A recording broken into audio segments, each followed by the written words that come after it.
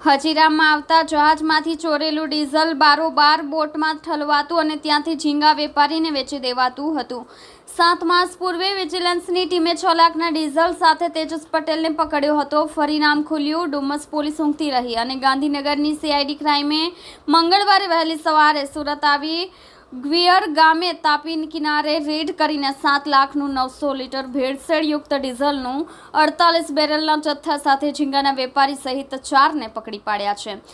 ડીઝલનો વેપલો તેજસ કરતો હોવાની વાત તપાસમાં સામે આવી છે। અગાઉ 7 મહિના પહેલા ગવિયર ગામે વિજિલન્સની ટીમે તેજસ પટેલને 6 લાખના ડીઝલ સાથે પકડી પાડ્યો હતો।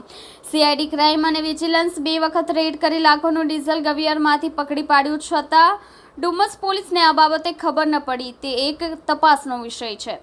એક ફેરામાં ડીઝલ માફિયાઓ 4 થી 6 લાખની કમાણી કરતા હોવાની પણ વાત છે। આવા મહિનામાં 5 થી 6 ફેરા મારી 30 થી 40 લાખની કમાણી કરતા હોવાની વાત છે। વધુમાં નિધિશના ઝીંગા તળાવ છે અને જનરેટરમાં નાખવા માટે ડીઝલ લેવા તે મંગળવારે સવારે 2 પિકઅપ વાહનો લઈને તાપી કિનારે આવ્યો હતો। નિધિશ અને ડીઝલ તેજસને આપ્યું હોવાની તપાસમાં સામે આવ્યું છે।